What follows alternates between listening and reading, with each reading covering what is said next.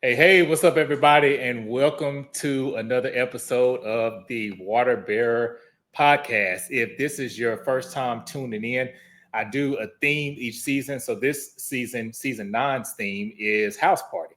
So it's a little bit of 90s throwback feel, and then also getting into the astrological houses of each zodiac sign. So we're going at them two by two.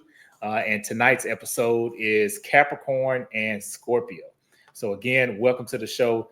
Glad to have you here. If you've not already done so, go ahead and hit that subscribe button and join the Drip family. Sharing is caring, but subscribing is thriving. So hey, we want more subscribers on the YouTube channel, and hit that notification bell while you're at it, so that way you don't miss any content that drops on the channel. And you can catch the Drip every Thursday at 7 p.m. Central Standard Time. That's when the new episodes will drop. And on the social media front, you can follow me, if you're not already doing so, on Instagram at Poetic, and that's P-E-A-U-X-E-T-I-C. And on TikTok, it's Poetic with the number 7 at the end, and that's P-E-A-U-X-E-T-I-C. And then the number 7. My first guest tonight, Gino, he's repping for the Scorpios. You can follow him on Instagram at Ginoism, and that's Gnoism, or you can follow him on Facebook as well at Gino. You can follow him there. And also Marquis Lattimore, he is here repping for the Capricorns. And so you can follow him as well on Instagram at Off the Mark, and that's OFFTHEMARQ. Or you can follow him on Facebook at Marquis Lattimore, and that's Marquis, and then last name Lattimore. So before I bring them out, I was telling them backstage before we started recording that this really kind of feels like a UTD reunion. That's where I met both of these guys at. I met Gino. He would host, and I'm not sure, I'll have to ask him when he comes out, if UTD is still having the like the underground poetry circus. I think that's what it was called. And it was like open mics, and there were a few poetry slams there, I believe. And he's an amazing poet himself. And so I would participate in a few of those, and that's how I met Gino through those events. And Marquis, he was a year behind me, I believe, at UTD. So I always thought he was really cool. Both of them really cool, really down to earth. So I'm glad to have them on the podcast with us tonight and to get into these astrological house traits. So you know how we do. I always list a famous person of each zodiac sign. So a famous Capricorn is LeBron James, and a famous Scorpio is Mike Epps, in case you all are not aware. So without further ado, I'm gonna go ahead and bring out Marquis and Gino to join us. Hey, what's up, Marquis? What's up, Gino? What's going on? Hey, what's happening? Hey, what's happening? What's happening? Thank y'all again so much. I really appreciate y'all being on tonight. And yeah, we go ahead and get into it. If y'all don't mind sharing y'all's birthdays, your individual birthdays, and then also any information that you want to tell about yourself. It could even be any business things or personal endeavors you want to plug, anything at all you want to share with the viewers and the listeners. Marquis, you first. Age before beauty. Well, Los, it was funny you mentioned LeBron James, because me and him, we got the same birthday. He's just a year older than me. So yes, it's true. It's the same day. Yeah. Yeah, that's the day. And also share that with Tiger Woods and Rudyard Kipling and some I didn't know that. Okay. Yeah. So it's a very nice day. I'll tell you that much. Hey, that's right. That's what's up. Yeah, man. That's let's see, what else? What am I plugging in? Whatever you want to say. Yeah, anything about yourself that you want people to know. Anything at all. All right. Well, let me see. Well, I'm married, and I got a 2-year-old daughter. She downstairs getting her hair done, so if you hear some screaming, she tender-headed, y'all. Uh-oh. So just bought a house, man. So I'm trying to Congratulations. get all tools together to fix all this stuff. Look at it now. Right. And, He trying to make an shit, appearance. man. And that's it, man. Just living life down here in Umber, Texas. So, Hey, yep, that's what it is. that's what's Keeping up. That's what's up. it humble. Hey, right. Love it. All right. What Well, about you, Gino? Well, my birthday is that international holiday, Halloween, October 31st. Boo baby. And until I was 7 years old, I thought everybody was celebrating me. When they're trick or treating. Why not? Exactly. Yeah, I thought it was my party. I was sadly brought to reality by this lady. I decided one year not to wear a costume, just it's my day, it's your birthday, right? And the lady was like, "So, little boy, what are you? What are you?" It's me. And she was like, "Oh, okay." So I went home and asked my mother why the lady didn't recognize, and my mom had to break it all down. And I'm like, "Well, damn." Thought this was my birthday party. Right. I thought it was just a big old me celebration.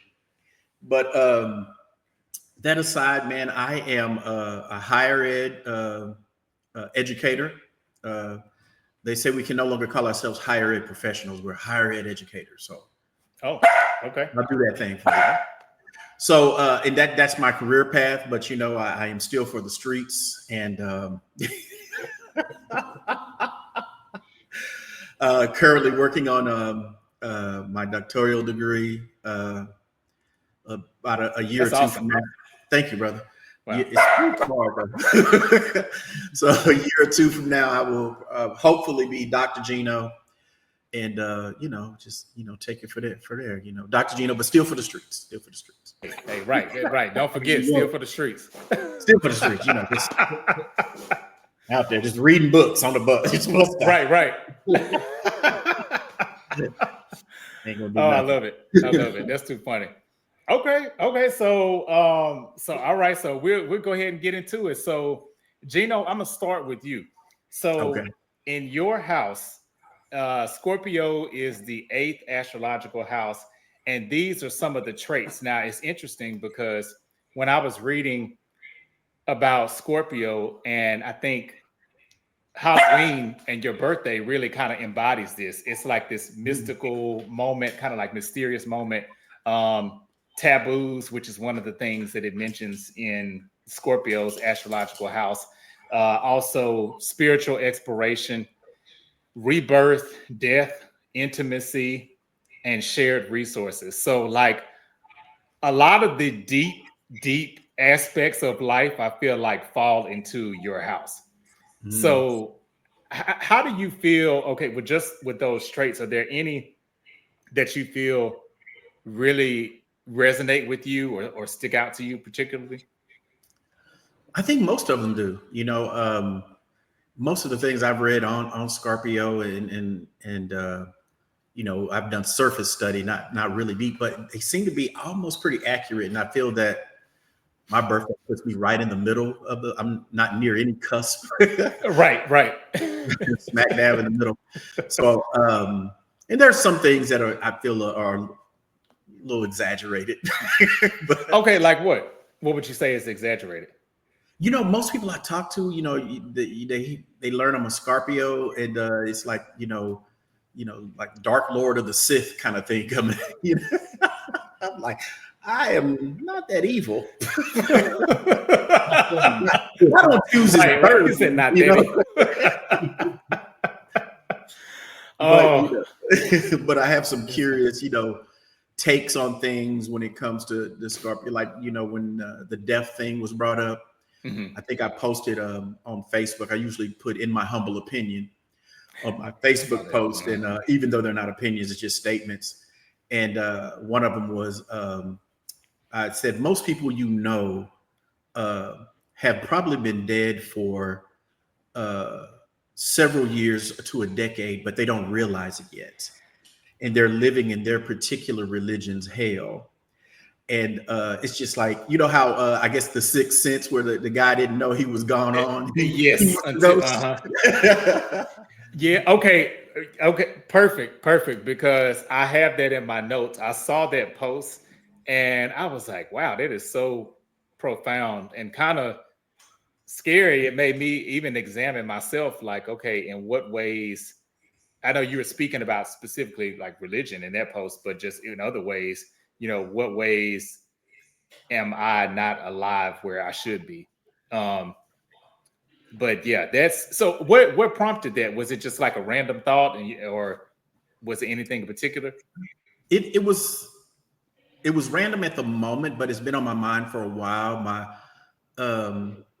I believe it was my son. He was really young, and he basically just asked me, like, Dad, what if we're all, I don't know if he saw the Sixth Sense. I don't know what he was watching. He watches all kinds of anime. And he's like, what if we are dead and we don't know it?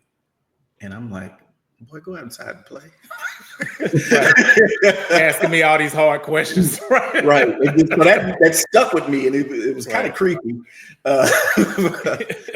But I began to ponder on that, and I've always thought about it like, what if we're going through these motions and like when we talk about ghosts and things of that nature, what if those people are just still functioning in their particular realm and don't even realize they've transitioned? But also to that other aspect you brought up, that there are people who have just stopped living, period, in this world. They, they get up in the morning, they go to work, they come home, they eat, they go to bed and repeat. And they really don't have any lives outside of that. So they are kind of socially, mentally, emotionally, and sometimes spiritually just dead. They're just going through their cycle. Right. So do you have any type of, I don't want to say routines, because that seems like it's going back into the cycle of death, but do you have anything that you do that helps you break up the monotony so that you don't feel that way in your own life? Well, being a higher ed professional, y'all, quite seriously, it can be boring.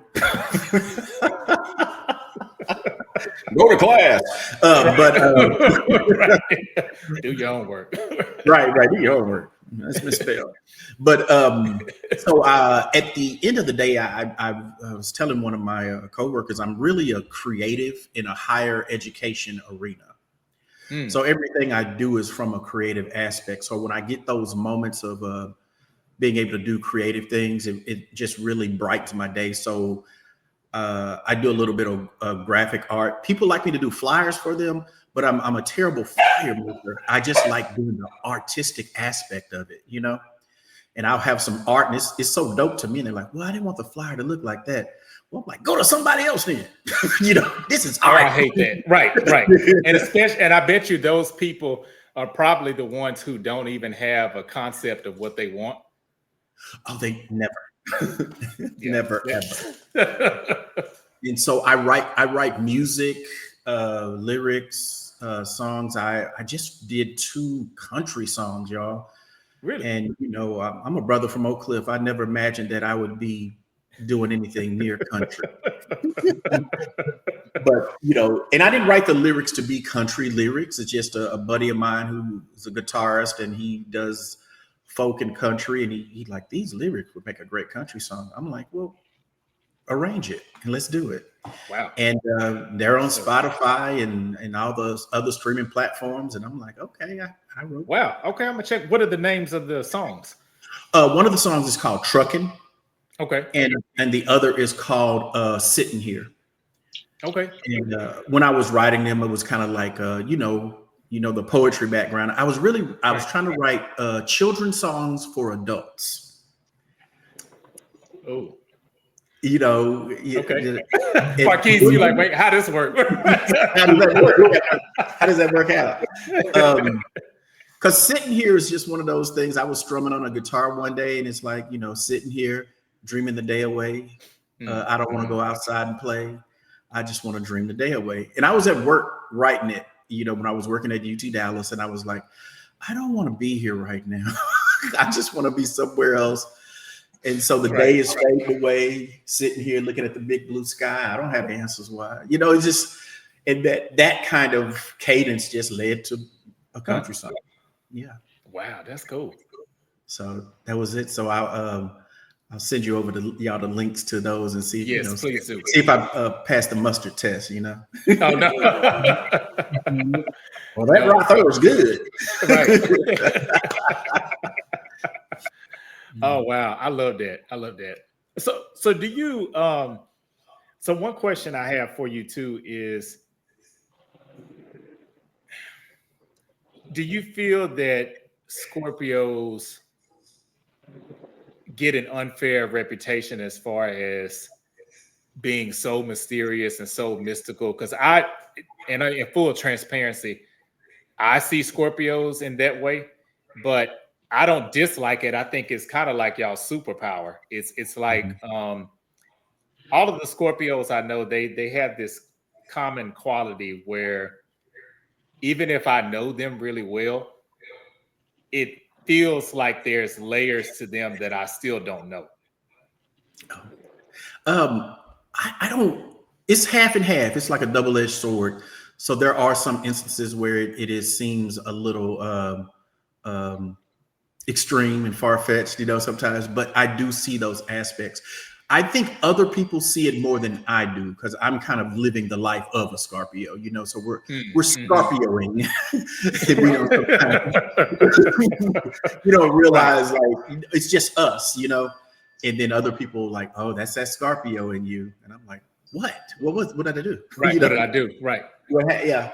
And so I do I see layers in life. Period. I think that you know you have I have a lot of friends who are conspiracy theorists, and I know that sometimes they'll have a surface understanding of a thing and not realizing there are layers and layers and layers of things. And you know, when you heard the concept of people going down a rabbit hole, and a lot of times that's when people just start digging through those layers. Some people need to stay at the surface. The rabbit hole is not for them. Right. It's not for everybody. Yeah. And I think that Scorpio aspect helps me understand the layers a little bit more. And I can look at them without, say, going crazy. Where if I have some friends that are like, I think you need to see somebody. Right. You need to, have a cold glass of water. Sit right here on the couch. Yeah. But I feel everything in life has layers. I feel Scorpios have layers. I've read where the lowest form of Scorpio is kind of more reptilian, like a snake, and then you have the scorpion. Then the highly elevated Scorpio is more like an eagle state or a phoenix state. Oh, wow. That's interesting. I've read about those 3 layers of Scorpio. And like I said, I'm not a Scorpio expert. Most people have to tell me what's going on. Because like I said, I'm just Scorpioing. Right. Nice. Okay. But you do feel like those traits are pretty aligned with your life. Okay. Absolutely. Gotcha. Okay. And so Marquis, okay, so I'll move over to your house. Okay. So all right. For Capricorn, it's the 10th astrological house. And so the traits that are in that house are career, public reputation, social status, ambition, and achievements. I have a thought about one of these, but I want to get your thoughts first. So, first of all, is there any of those that you feel like, oh, that's accurate or not accurate, or are they pretty much all on par for you? Man, well, I'm not feeling the career part one. I don't know. Maybe it's Really? because of maybe just because of my path and my journey in life so far. It's I don't know. I've just learned to not associate who I am with my career now because you can get fired, and if you ain't got no career, does that mean you're nothing? Exactly. So Right. that one I don't agree with. However, as far as the how you come off to other people, your public image and your reputation and everything, that's important. to me, I feel like that aligns to who I am and what I see in other Capricorns. It's not necessarily trying to make people see what you're not or who you're not. Mhm. It's more so just being able to present your authentic self to the world. And then if they accept it, they accept it. They don't, they don't, as long as you control the narrative on your public image or your reputation. That's how I see that. Okay. Okay. And that's it's funny you say that because that was the one that when I read it, the public reputation, I was like, but you explained it in a way that I hadn't looked at it because when I read it, I looked at it as if it's saying Capricorn is concerned with people's thoughts of their reputation. And I kind of thought, I don't see them. But the way you explained it, I do agree. I feel like a Capricorn, you may not be concerned with what people think, but at the same time, I pretty much every Capricorn I know that they are going to have a good, solid reputation, Right. if that makes sense. Yeah, yeah. Because we, unfortunately, we're known for being stubborn people, and we'll do it our way, or we're gonna work hard against you to do it your way. But at the same time, that reputation precedes you. A lot of people see that strong, stubborn headedness. That Mhm. can be a positive trait, and if that's one we're gonna lean on, that's what we're gonna lean on. Sometimes to our detriment, but hopefully not. So. Right, right. Right. And I like what you said too about the career, because I think sometimes people get so focused on that where even especially if it's a new setting and it's a group and almost always the very first question is, what do you do? Right. And it's like, okay, that's cool, but that doesn't define, to me, it doesn't define who you are as a person. Right. I agree. And then in situations like that, you gotta when you ask somebody what do they do, it almost kind of tells you the story on what they choose to say when they answer that question. Because then if they say, "Oh, I'm this person, I work for this company," in your mind you're thinking, so is who you are tied to who you work for? Mhm. Or if you answer with, I help people, or I work in this space, or if you get to the values that you have for what you want to do for how it connects to how you make your money, then that to me that shows a sign you know who you are. You're not the paycheck, you're not the Mhm. employee ID on your badge number. So that's what I like. I like Yeah, I like that. And I feel like with Capricorns, because y'all are such hard workers, that that goes back to that achievement part. You're gonna that. Mhm. excel whether it's something that's a hobby, whether it's a professional career, or maybe it's a career that's non-traditional. Whatever lane that you choose to focus on, I feel like a Capricorn is always gonna be that person that's like, all right, okay, how are we gonna make this happen? Right. Exactly. That's what we do, man. Like I said, we stubborn, we strong. Like if we get a bit and we focus on it, Right, that's gonna be it. We just gotta like you can't control us. You just point us in the right direction and you'll get the most out of us. And then, that like I said, the achievements will come. The right. achievements will come. People will recognize you for your hard work. Hopefully, if you're in the Mhm. right places, they'll recognize you for your hard work. And and that comes back to your public image and your reputation. So Right, it's all right. coming. And so, do you think this is something that I hear people say a lot about Capricorns, and I'm just curious because I will say you're not this way. I know a lot of Capricorns that do come across this way, where Capricorn is kind of in that group of zodiac signs. I like to say like solution focused or kind of like cry about it later. They're not going to be um, too compassionate. Right, And but what's interesting is from what I know about you is I've seen you be compassionate, um, but at the same time, I don't think that you would allow people to have a pity party around you either. right. Yeah. Yeah, yeah, that's man, you hit the nail on the head with that one, bro. Um, yeah, I try to lead with compassion, man. Especially being a big black guy. When you look at a big black guy, you don't think compassion. You Mm, try to go against the grain in that area. But at the same time, you can't wallow, man. You can't wallow. You yeah. gotta keep moving. You gotta keep your feet turning. So, Right. Right. yep. Okay. And so I know you mentioned earlier too, of course you're married, you have a family. Do you feel, and I may preface this because I'm not one of those people, even though I do this podcast, I'm not one of those people. It's like, oh, well, you're a Gemini, so that means you're supposed to do. I don't think like that, but I do think that your sign can influence, and there's different parts, so many layers, as you mentioned, Gino, to astrology. But Mhm. the sun sign is the one that people know the most, or it's the one that shows up the most. Um, do you feel like being a Capricorn gives you a little bit of an advantage or a little bit of extra gas to be a family man? And the reason why I say that is because so much rests on the shoulders of a father and a husband, and then, like you said, being a black father, black husband.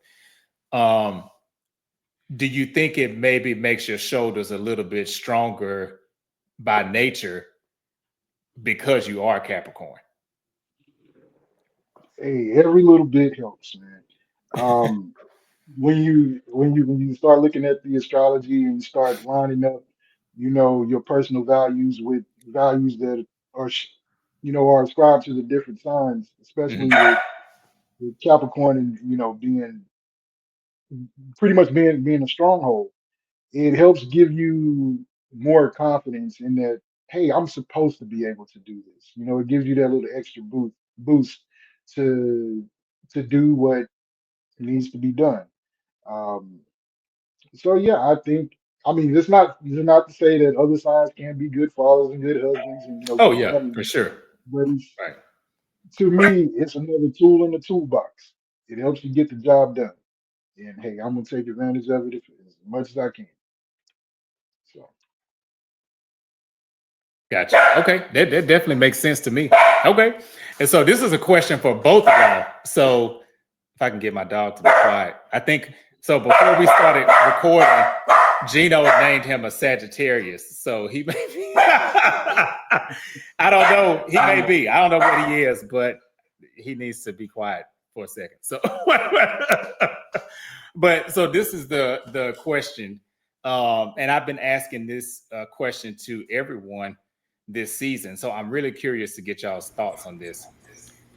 What is your number one house rule? So this isn't really related to astrology, but when you have house guests, people to come over, what is the top rule that you feel like, all right, okay, if you break anything else, do not break this rule? And Gino, I'll start with you. Oh my God. Don't stop believing. Okay. Don't stop believing. Wait. The way that you set that up, I was like, oh, that's so positive, and that's so okay. so don't stay for a long while, for a short while. Just be, Right, hey, right on. One of my good friends, and I'm pretty sure y'all know Tennille yeah. Lewis Moore. She, her and her husband bought for a birthday present. They bought me a doormat, and that's exactly what it says. Don't Oh, stop believing. that is uh, funny. I might Yeah. need to get that. I might have to steal that. That's a good one. So that's my one. I don't do a lot of house rules because I don't do a lot. It's kind of like what Superman's Fortress of Solitude kind of thing. You Mm, know, Marquise, I think it's probably different from you being a family man, married, kids and stuff. Like I'm solo, and I like that solitude. But I guess Scorpio is kind of brood and you know how you can be a loner but not lonely kind of thing. I like that solitude. Now it has to be a real special, a real close friend, and I can count probably my bestest of friends on one hand, and so I don't have a lot of company. I'll come over your house. so Marquis, what are your rules? We coming to humble, right? You know what? Hey, I don't know, Gino. Maybe I got a little bit of Scorpio energy in me because I'm kind of that same mindset. Like I enjoy, company, hanging out, but I'm also, and I love what you said. People a lot of times they think that if you're a loner or if you're alone, that means you're lonely, but that's two different things. It's not the same. So I'm the person that's like, I'm more apt to show up to somebody else's house if they having something, and it's like, okay, what do I need to bring? Like, I'll be there. But me hosting, yeah, I'm not. And I always know what I'm going to bring because I don't cook or prepare anything. I am on cups, bag of ice, chips. yeah. That's me. If I show up with a dish, y'all, to one of y'all's places, like, oh, he don't like us, he trying to poison us. I can't cook, y'all. At all. Nothing. So you don't even have like a special dish that you cook or nothing like that? I have one, but I wouldn't serve it to other people. I get it. Right. I don't want to put you through that. I mean, oh, that's hilarious. Okay. So hey, but I love it. Okay, so your rule is basically like you said, don't stop believing. Yeah, absolutely. And don't, like we were saying earlier, don't stay for a long. My people battery, like a lot of people think that I am an extrovert because you've seen us, hosting back in the day. And I think of you as being an extrovert. I'm definitely more of a what's that? I forgot the name of the one in the middle, but I lean more introvert. Ambivert. I will have to look that word up. I think it is ambivert or something like that. Yeah. But I look at it as having like a battery, a people battery. So we're gonna have a good time while we're having it, and then when that battery gets low, I'm out of there. I've had friends who we've hung out, and they like to go to Deep Ellum. Well, back in the day, they did. We'd hang out, and they're going to the next bar or club, and they'll call me and like, "Hey man, we're going over across the street to the what's name?" I'm like, "Brother, I'm at home." Right. But I don't want to stop anybody from having their fun. So because they're like, "Oh man, you don't want to stay," or da da da. I don't even want to put them through that. I just roll on out, and my friends know that. They know. Oh, he gone. Right. So are you one of those people that give the, what do they call it, the Irish goodbye, where you don't say you're leaving, you just dip out? That's me. Yes. Right. Yeah. I mean, why should I disrupt your fun? Hey, I'm not mad at it. I respect it. I love it. Okay, and Marquis, what's yours? What would you say your number one house rule is? Well, so we just moved into a house, so the first rule I'm going to implement will be don't open no closed doors. Oh, that's a good one. Because some people will do that. Yes, they will. Yeah. Don't go in my bathroom. Don't go in my bathroom. You can go in the guest bathroom. Don't go in my bathroom. The refrigerator door closed. Don't open the refrigerator door. Don't open the pantry door. Them my snacks. Right. Them ain't your snacks. Them my snacks. So that's going to be my rule. I don't know how successful I'm going to be in implementing that, but hey, man, like Gino said, you got your space. This is my space. It's my fortress of solitude. This is mine. I pay the mortgage here. You don't. So this is my space. You can't go everywhere that I can go. Yeah. And then that's your house. Exactly. When you go to your house, I'm not be in your room. I don't be nowhere. You ain't said I could go. Right. Exactly. So that's my number one rule. Don't open no closed doors. Don't go nowhere. Did I say you can go? Love that one, man. That's a good one, though. It is a good one because people would do that. Mm-hmm. Yeah, and they then will. stuff turns up missing, then Right. Then they wonder why they don't get another invite back. Because you went in that door. Right. Oh, that's a good. And you know, it's funny you say that because even I've been to people's houses before and they'll say, "Oh, make yourself at home." Now, unless I've been to your house multiple times or even some family members, that say that I may not be that close to them to really feel like I'm making myself at home. But people say that, but I still will ask, like, if it's something I want to eat that they have, it's like, hey, is it cool? Until they have to tell me that, like, okay, damn, I said you can have whatever you want. Then it's like, okay, all right, yeah, I'll do it. I like to test them. Right. I like to, Carlos. I like to test them when they say make yourself at home. Well, that's true. Like, Yeah, make them regret it. Right. Oh, well, I brought my pajamas and stuff. Is this your room? You know? Right. Like, you know those people who are like, hey, we should hang out. So when you don't see them in a while, you see them on the street. Hang out sometime. I'm like, let's hang out right now. They don't want to do that. They'd be like, oh, okay, I didn't know. I don't know too, but I'm making them uncomfortable. Let's move on. Oh, that is hilarious. Yeah. That's funny. But I think both of those are great house rules. Mm-hmm. So yeah, don't stop believing and don't open anything that's closed. Hey, I love it. Oh no, I need to adopt that one, Marquis. I need to adopt that one. Don't open this. And I'm gonna start closing doors when they come. Right. Close them off. Oh, well, it'd be like, oh, what's back there? Don't worry about it. Don't worry about it. Mm-hmm. Like he go the front door, this open, and he go the back door, that's open. Right. Where you going? Exactly. Yeah.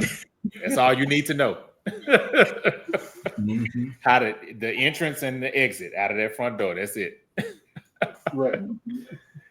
Oh, all right. So this is another question I've been asking everybody. And so Marquis, I'll start with you on this one. So all right. You think back to, I know we're all old enough to remember when Blockbuster was a thing, mainly in the 90s, I think it was like their heyday. And they used to have those I used to love those 4 for $20 deals. And so and it doesn't have to be a strictly 90s set of movies, preferably 90s, but it can be beyond that too, or before that. What movies would you include in your 4 for $20 if Blockbuster existed today? Oh, so wait. So it don't have to be 90 or it is 90? Well, it preferably 90s, but if you got a couple that's outside of the 90s, that's cool too. I got you. All right. So since I was a kid in the 90s, I'm gonna pick some kid movies. Okay. The first one I'm gonna pick is Aladdin. Aladdin was that movie before The Lion King. It was. And then with that being said, The Lion King is second. Mm-hmm. And plus, since they was Disney videos, your mom and them wasn't finna spend that $30 at Kmart trying to buy that tape. So you had to get it at Blockbuster. True. Then or you didn't get it. Or you didn't get it. Mm-hmm. There you go. And then let's see, 2 other movies. Let's see. That I enjoyed for some reason I shouldn't have been watching this one. Wayne's World. Oh, that was a good one. It was hilarious. You know, I was watching it at 8 years old, but that movie was hilarious. And then the nerd in me, I like Apollo 13. Oh, yeah, that was a good one. That's a real good one. Yeah. Yeah. That's a really good mix of movies. Yeah. You got your funny kid movies, you got your serious, but yeah, that's a good mix. Yeah. That's what's up. Okay. And so Gino, what would be your 4 that you would pick? Well, we're going to take it back in our time machines in 1995.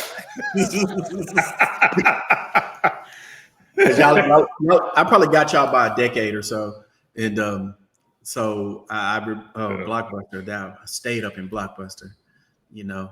And you know what? I finally beat Blockbuster because they went bankrupt before I had to pay all them fees. But the late fees, yeah, because those late fees would add up. Yeah. And didn't they try to charge you for rewinding and something?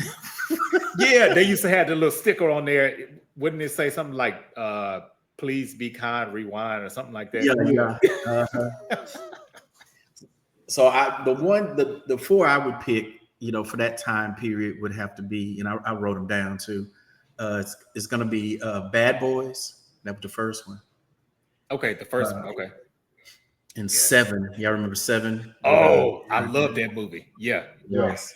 Yeah. And then The Usual Suspects that was so good. Yeah. Too. And of course, going back to, you know, your favorite early Pixar anime is Toy Story. Oh, okay. Yeah. So I would hit, because I try to, when I do my 4 for 20, I would try to get like a range. I didn't want them all to be the kind of the same genre. I didn't want all action. I wanted to get, you know, that was my, you know, sit back, you know, that was my Zen moment. You know what I'm saying? Hey. I lock away for the weekend. Right. With that, yeah. And then I did those times you had to wait when they the ones you wanted weren't on the shelf, but some people had something to do, and you just waiting at the front. Hey, did you just drop Toy Story in there in the bin? Let me grab that one. Right. They used to, the people used to be so impatient with me. They're like, hey, we gotta scan it in first, sir. Then you can check it out. Right. Right. That's true. And wow, yeah, y'all brought up some good ones. And it's funny because and just taking one of each of your picks, but even Halloween. I see a lot of people dressed up in Toy Story, and you think about that movie was like 30 years ago, and you see, Wayne's World. You see people, you know, reenacting that now to this day. So those movies, you can tell. To me, that's always a mark of a classic. Is when you go 10, 20, 30 years ahead, and people are still referencing those movies and those moments. Yeah, absolutely. That's what's up. Okay. Hey, okay. So this is the last segment. So this is the Dead in the Water. So again, I'll ask each of you this or that themed questions, and so I tried to tailor them to each of you. So I don't believe I've repeated any questions on the show. So every question that I ask is tailored to each guest. So I'll give you 5 of them, 5 each. And so it's just kind of rapid fire. So you'll just tell me which one that you would toss back in the water of these 2. All right. All right. And so I just think this is gonna be hilarious. Yeah, some of them are based on like some of like posts and stuff I've seen y'all do. So and then some of them are just things that I just kind of just curious to see what y'all would pick. So Marquis, I'll start with you. So the first one, between these 2 colors, red or blue, which one are you throwing away? Red. Okay, I figured. The Crip.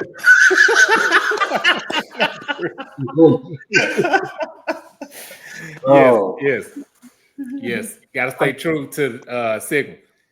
Exactly. I can't. Red, man. I can only do so much of it. Really? Yeah, it's too. Red is such a strong color to me, and it is. And you know, they talk about how colors subconsciously mess with your brain or whatever. Red it gives you anger and unevenness. It just make you so anxious. And I was like, man, I don't. That's not how I want to live my life.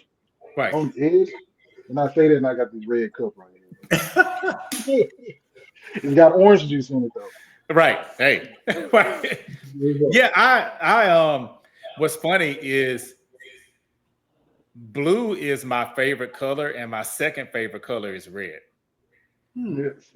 But to your point, I would be more apt to wear something all blue than all red because red, like all red, is like, woof, okay, this is a lot going Yeah, on. Yeah, it's a choice. It's a yeah, choice. yeah, yeah. So I can see that. I can see that. All right. Between these two superhero groups, the Avengers or the Fantastic Four, which one would you throw away? Ooh, for me or just Dino? This is for you. So yeah, yours will be your five will be all back to back, and then Gino will have his five all back to back. Okay. All right, this one I would throw away Fantastic Four. Okay. Mm. So how did I saw that you posted that you saw it? Did you enjoy it? Was it good? The movie, man, I really didn't. I didn't. It left me with more questions than answers. I Okay, that's was, fair. That's fair. yeah. It to me, it wasn't worth the money. I could have waited till it came out on Disney Plus, but I didn't Oh, want anybody to spoil it for me. okay. So Now I don't feel that bad because I kind of was upset that I missed it. So yeah, okay. okay, I don't feel bad. yeah. You know, it's interesting that everybody who has seen it, like from coworkers and everything, I'm like, well, how was the movie? I hadn't seen it yet, and Mhm. and they were like, well, it looks like it's retro in the 50s and da da da, and I'm like, but how was the movie? But the Oh, 50s and I'm like, the movie the have a question. story arc, Right. anything? Nothing. They always tell me how it looked. Right. Oh, so they must have the same sentiment then, I would guess. I couldn't get it out of them. I don't. So they lying to themselves. They're lying to themselves. They want to like it. They don't want to say nothing bad about it. Uh, So then we just, they say, "Oh, we got a nice personality."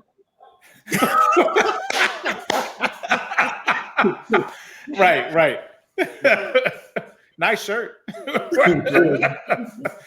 Oh, but yeah, but that's true because if it's a good movie, people don't have a problem telling you like, "Oh, it was awesome." Like it, they Mhm. Yeah. then they go into the details, but they lead with how good it is. Right. Wow. Exactly. Okay, so yeah, I won't rush to see that one then. All right. All right, between these two H-Town rappers, Slim All right. Thug or Paul Wall, who are you throwing away? Ooh, man. So if I throw them away, there's like all their music too. Uh-huh. That's it. All yeah, their whole catalog, you are throwing them away. Man, unfortunately, it's gonna have to be Paul Wall because I respect that. you can't have the Welcome to the Capitol freestyle without Slim Thug. And that was a whole Yeah. move. Yeah, it was. So Yeah. I'm sorry, Paul. And Keep it Slim going. Thug, that whole album, I don't remember the name. It might have been called Like a Boss, but whatever album that Hmm. had Like a Boss on it to this day, Yeah. I can put that on. It's pretty much like a no skip. You just like let it play. Yep. Yep. Yep. Yeah. Yeah. I respect it. All right. Between these two barbecue foods, brisket or ribs, which one would you throw away? I will throw away ribs. I will throw away ribs. Okay. So you didn't even really hesitate. Nah, man. Let me tell you what happened, dog. Let me tell you what happened. Uh-oh. So, Uh-oh. because unfortunately, like people's opinion on brisket or ribs comes from whichever one they've had. And a True. lot of times when you have ribs, it be from that uncle who can he say he can barbecue. It's just that he don't burn the stuff on the barbecue. So it may not be the best ribs, but it's a rib. It's edible. Now, yeah, it's edible. Brisket be the same way, but what changed my life was I tasted some brisket from one of them championship barbecue people down here at the rodeo. Brother, Oh. brother. It it was life changing. It was the way the brisket melted, like when you took a bite of it. kind of like almost like butter. Wow. And it wasn't covered in sauce. They didn't hide nothing with the sauce. You just smoke and Yeah, everything because a was lot of people like to do that. They like to drown it in the sauce. exactly, Yeah. exactly. And then because I've had that championship barbecue brisket, I'm going with brisket over ribs. Okay. Until somebody can show me a championship rib, it's gonna be brisket. So Now, Now, Marquise, are you saying that uncle who did the ribs probably should have been on cups also? right. yes, Y'all should have just had a whole wall of cups instead. Right. You just bring a bag of ice. You good. exactly. Yeah, yeah. You bring some ice on. No, you just bring the napkins. I mean, yeah, 'cause you might mess up the ice too. Right. Ooh. By the time they get there, it's just a puddle of water. Exactly. Oh, that's funny. So, okay, so I got to ask y'all this along those lines. So, I'm not really big on either. I've never really been like a big beef or pork person, but I will say when this restaurant was, I don't think there's any more of them now, but when Black Eyed Pea, do y'all remember that? Have y'all ever eaten Yeah. there? When Black Eyed Pea was the thing, their baby back ribs. Now, for me, I thought it was huge because, like I said, I'm not really into ribs like that. But for me to actually order them, they were good. For a restaurant chain rib, I thought they were really good. I don't know if y'all ever had them, but they were decent. Yeah, Never had them. I hadn't even thought about that restaurant in I know, ages. right? You brought it up. Right. Yeah, well, it was a black eye. You know, it was Yeah. like, Mhm. but I never had any of their The ribs. right. I know, and it seems strange because it's like that's not a place that you would think, oh, okay, get ribs from Black You Eyed barbecue. Pea. Right. But Facts. they were hidden. They were pretty good. All right. And so this is your last one, Marquis. So when it comes to working overtime or leave on time, if you got to get rid of one forever, which one are you getting rid of? I'm getting rid of overtime. Okay. I'm getting rid of overtime because it's even though the prospect of overtime is you get more money, that trade off, that mental trade off of being able to live the rest of your life can't compare Hmm. to it. And Hmm. then if your work life balance is straight, then the production of your work should be better, and which hopefully should lead to you getting more money because you're getting recognized for the work that you're putting in. But we know we live in America, so they're gonna do everything they can to not pay you what you're worth. True. So shout out to Juneteenth. Right. Man, Right. Right. Yeah. And I'm with you on that. I think I would choose the same because I know I've had this problem before with pretty much every job that I've had is letting my boundaries get laxed. And because you've maybe stayed late once or twice, or maybe you're the first person to get there consistently before everybody else does, then it's like, oh, well, yeah, Carlos can do. And then they start just throwing your name in the hat. And it's like, wait, you didn't even ask me if I if I could right, do this right. versus and I've watched people that I've worked with before, and maybe in the beginning I might have thought it was kind of rude, but they'd be like, no, I'm not staying late. Don't ask me to stay late.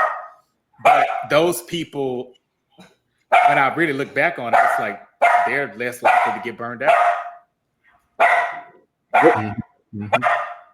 You describing my workplace right now? Uh-oh. I'm with the brother. Leave on time. Yeah. Right. Y'all try to be asking Gino or Marquise to stay late. Let them go. I mean, when I'm there, I grind. I do that I work. get it. I have my thinking like, man, you work hard. You don't have a work-life balance. Yeah, my work-life balance is at 5. I'm out, Pimp. That's it. Yep. That's it. And you know what? You hit the nail on the head because people, and I've noticed this too. A lot of people won't go hard during the 8-hour window because they feel like the perception is, okay, if I work hard for 4 hours, but I stay here for 12, this is going to move me up the ladder because it looks like, oh, I'm in the building, I'm logged on for 12 hours. And to your point, very few of those people are actually working hard that whole shift. Right. And is it work that is making an impact? Yeah. Being in Probably the space not. does not equate to working hard. Getting, moving things in succession, moving things along. Are you making an impact? Are you giving something to the bottom line of the institution or job you're working in? Right. Because I mean, it's a business. Yeah. It's like, how efficient are you being if you're always having to be there late? Exactly. There's something they'll throw in your face when you go in there and say, "Look how hard I've been working." You're like, "Well, you shouldn't have to work that hard. We can do it during 8 to 5." Yeah. And then, Yep. so, That's true.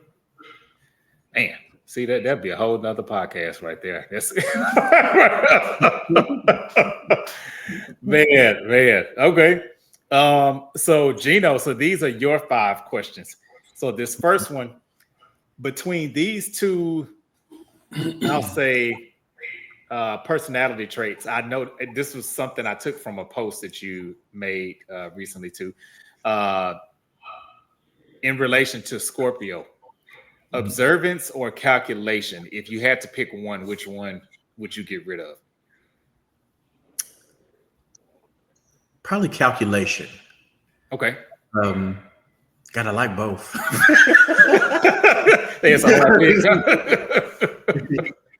But I'm very observant. I'm very much. I like to read the room.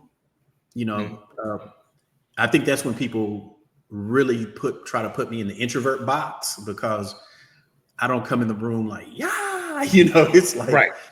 Who all in here? That famous thing, who all over there? Right. Who you want to invite? Yeah, I made it say so. But I like to observe and look at the room. Sometimes I'm in those at work. I'm in those spaces where we have a lot of higher administration, those the top folk, the top of the food chain. And sometimes, you want to observe and, kind of follow the room, or see when it's safe to move out of a certain lane, or move or shift the room a certain way. But I do like to observe. I have a friend, he comes in on 10, and he's like, "Man, you just so humble and da da da da da." I'm like, I need to see where I'm at.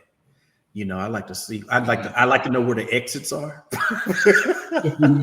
Yeah, instead of just coming in like, ooh, yeah, right. I don't sit with my back to the door. Who crazy tonight? I don't know. You ain't lying. That's true. That's one in a restaurant. I very rarely will sit with my back to the door. If I am, it's only because there's no other choice. But yeah, I want to sit in an area where I can comfortably see everything that's going on. Yeah, but and it's kind of why I say I like both. I'm in my observance, I am calculating. Okay, so they kind of I am measuring. Yeah.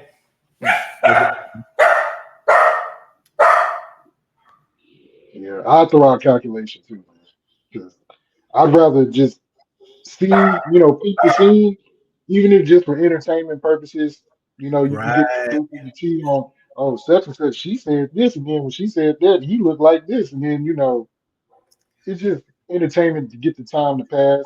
If there's no important information going on. Yeah. I love the people watch. Oh, me too. You get so much from I don't know. We on the page right there, because I'm like, they be having some interesting conversations, and they do interesting things.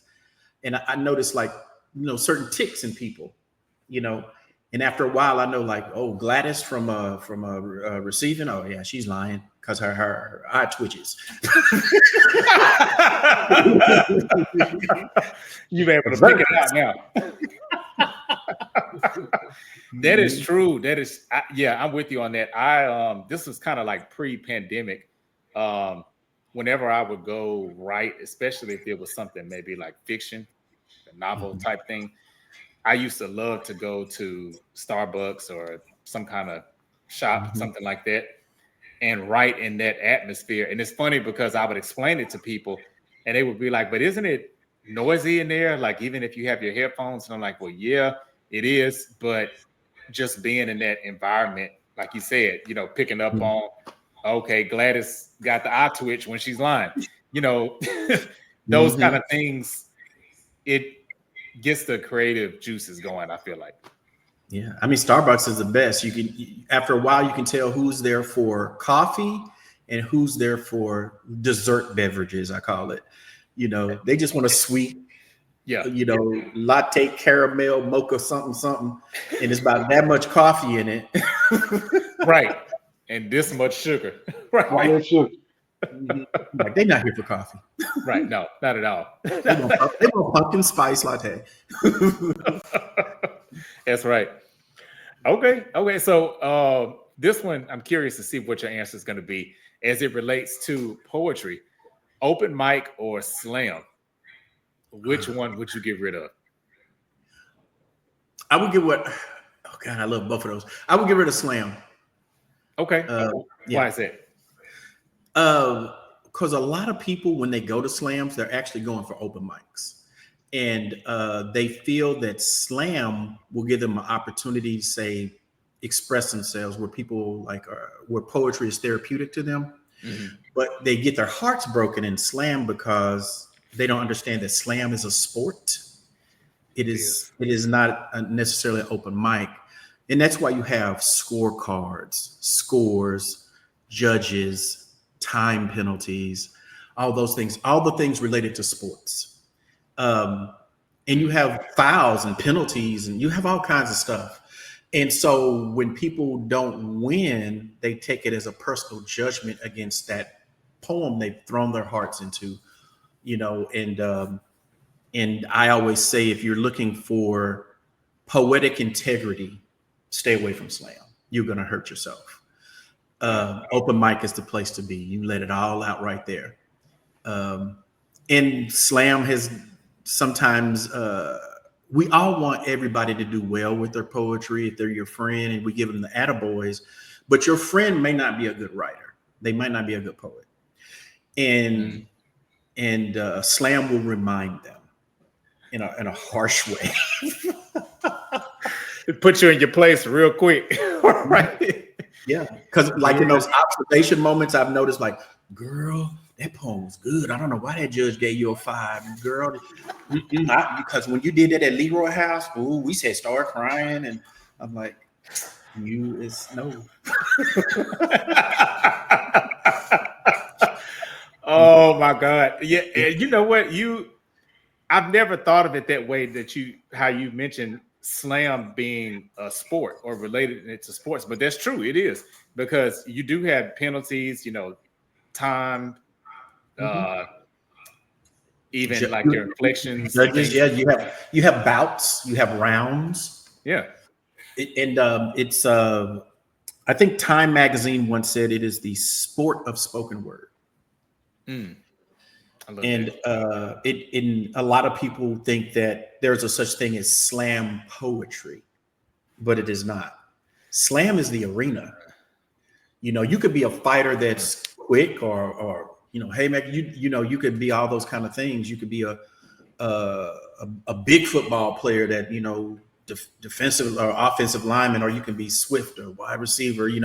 It's different kind of way, but it's just the arena is football. You know what I'm saying? You're playing that game. And so you can do any type of poem with slam, but a lot of people think you have to do like this real exuberant, over the top kind of stuff.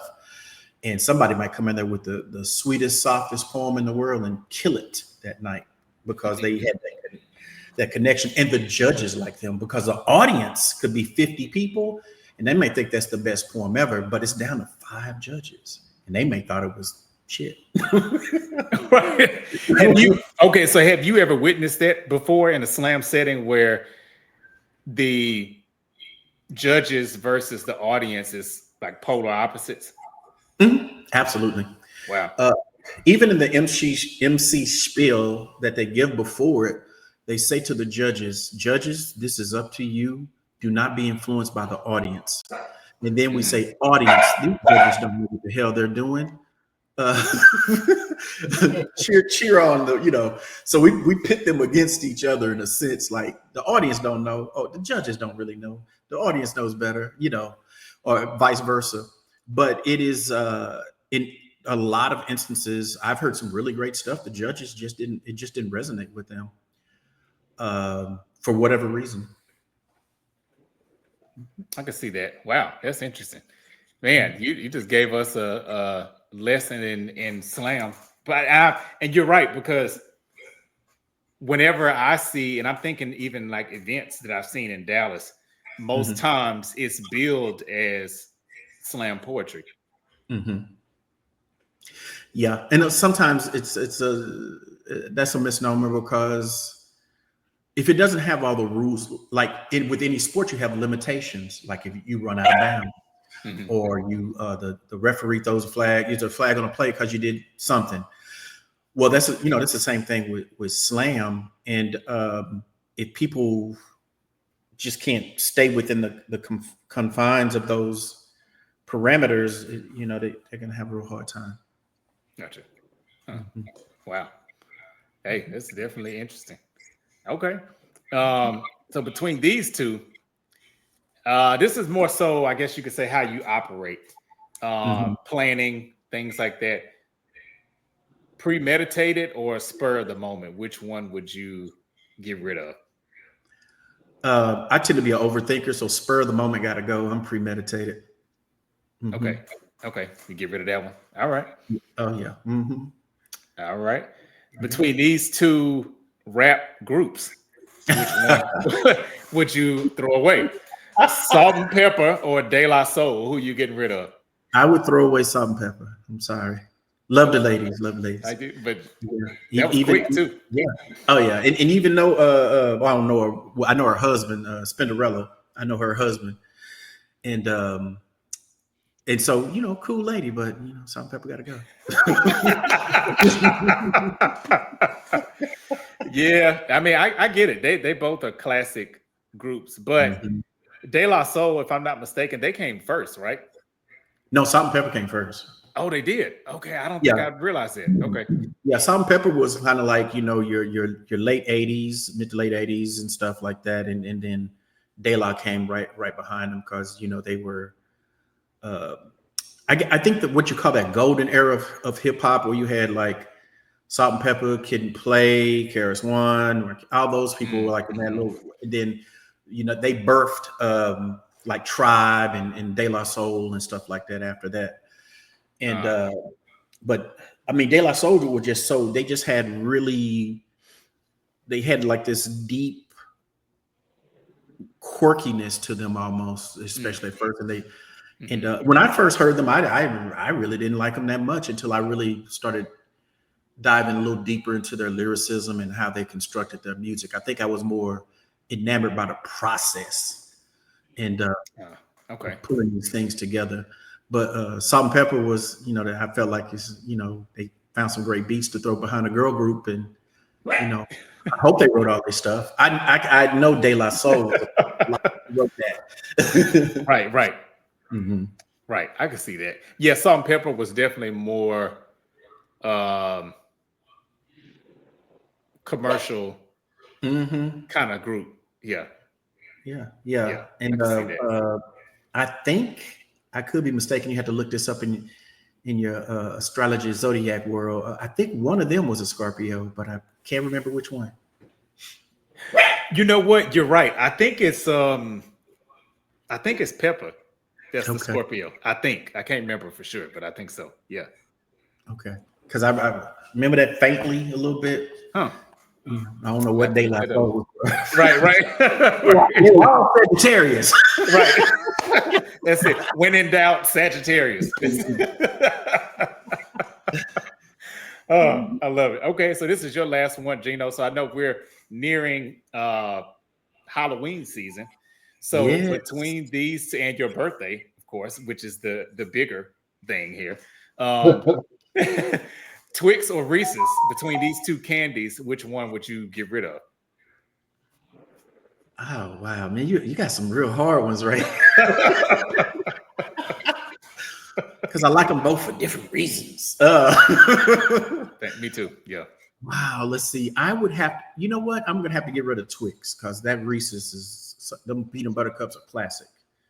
You know. Yeah. And I'm a cool to cold candy eater. I like to put candy in the refrigerator, and they both are just so great.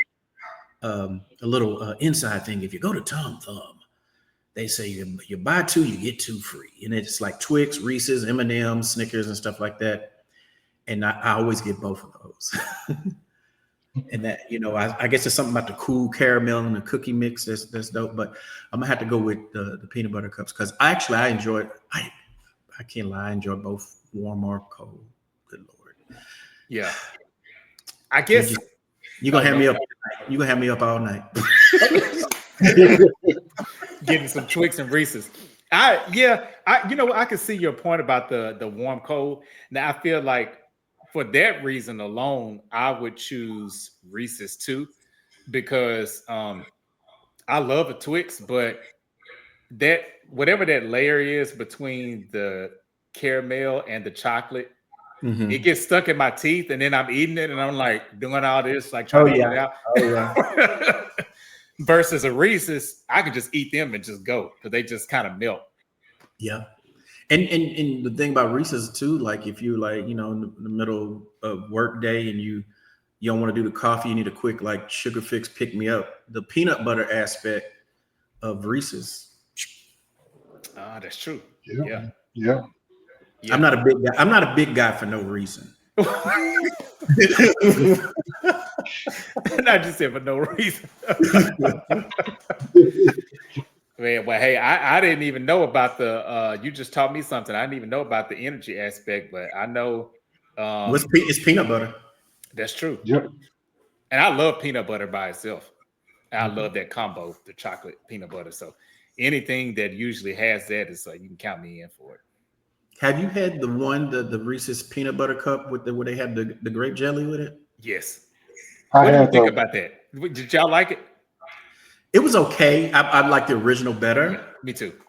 It was like it's nothing I would crave. Like I need that today. Yeah. But if it was there, I would. I wouldn't like be mad at it or nothing.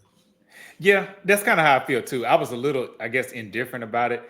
The one that I surprisingly liked that I tried was the white chocolate Reese's. I don't know if they still make those, but they had it for a little bit. It was like basically it's still the regular chocolate, but it's just a white chocolate, and then the peanut butter still. But that was pretty good. But I still like the original. Yeah, I'm more the original. Yes. I'm not even a big fan of Reese's Pieces. I just like the Reese's peanut butter. Yes. Really? Now, say I eat the Reese's Pieces. You don't like those? I'll eat them. It's not like I'll throw them away. Like, get this out of here. But but it's like I prefer, those cups. Now the Reese's cups, the miniatures or the regular size? Oh, that's a rough one because I like them both. Because to me, the miniature ones, it's just right enough for a bite, and you ain't got to worry about, setting it down as opposed to the bigger ones. You take a bite, and you got to put it down. Then the chocolate started melting because it touched your hand and all that stuff. Yeah. That's a good solid point. Yeah. Okay, I'm on the minis then. Yeah, I think I'm on the minis too. And to your point, Marquis, like the big ones, you do have to like bite them and then put them down.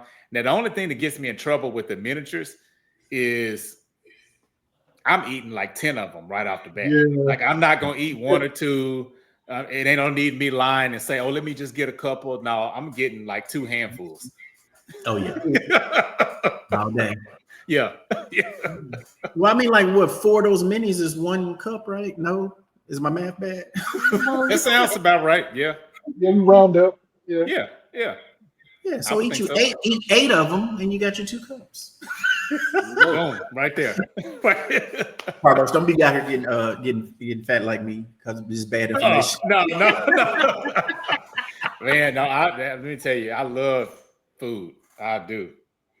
Love food. Gino said this, and that's why I'm on Ozempic now.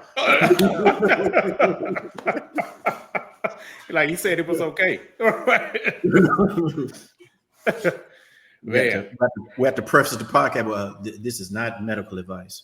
Right. But in a couple of years, you could say Dr. Gino said it. Hey. I can't wait to get a shirt that says "Trust me, I'm a doctor." There you go. Yes, that's right. People gonna have medical emergencies, and I'm be like, not that kind of doctor. Right. Not that kind of doctor. Oh, you thought I could really? No. I can give you some homework. Right. Yeah. Cool. Man, okay. Oh, good. I'm glad. I try to make them, like I say, different and tailor them to each guest. But yeah, that's a wrap. That's the end of the show. But I really, really appreciate y'all for coming on. This has been great. I've really, really enjoyed this show. Any closing words or remarks you want to leave with the viewers and the listeners about anything about yourselves or about your respective signs, anything like that? Marquis? I'm gonna tell y'all, like I've been telling everybody else, Capricorns, we start the show and we end the show. Right on. That's all. Okay. Right on. Okay. Yeah. I guess thank you for having us, man. This has been very enjoyable. No doubt. Thanks for joining us. The conversation and stuff. Very moving questions. I liked them. Yeah, I had some, man. You gave me some hard ones, though. The ultimate answer, both of them. Right. I ain't throwing away neither one. Right. But just a bit of warning to the audience. Stuff about Scorpios, believe them. Just leave them alone. Yeah, I've heard that wrath is nothing nice. Oh yeah. I think I don't know if it's a Scorpio thing or I'm just mad. But hey, there are things where I think that the aspect of a Scorpio, once they're done in the cutoff game. Mm-hmm. I like when I'm completely fed up with a person, I can just let it go. I'm not mad. I'm not happy. I don't talk about them. I don't do nothing. Mm-hmm. They don't exist. They done.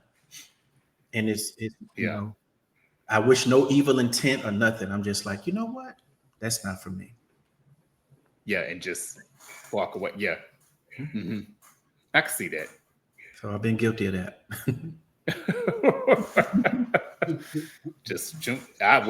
I definitely have too. That's one of the I would say if people had a darts to throw at Aquarius, I would say that would be the bullseyes being detached. Get that rap of like, and I really do have emotions and I feel things, but I've been told that a lot, that like, oh, you can just detach like it's nothing. And it's like, well, no, because usually before the detachment comes, I'm dropping breadcrumbs before letting you know, like, hey, I'm pulling away. Hey, I don't like this. Hey, so by the time the attachment gets there, in my mind, or detachment, in my mind, I'm like, well, you've already been notified because I've already told you, like, these things. You've given ample warning and like, hey, I don't like the put them on a performance improvement plan. Hey, that's right. Right. Right. Oh, that's right. Yeah, that's it. Hey. That's it. Yes. Put you on a pip. Right. Like, I didn't know I was back in the office. Like, yes, you are. This is a pip. Oh, that's funny. Well, yes, thank y'all again. I appreciate it. Thank you both for coming on, Marquis and Gino. And thanks for the viewers and the listeners. And we'll be doing this back again next Thursday at 7 p.m. Central Standard Time. Peace. Peace. All right.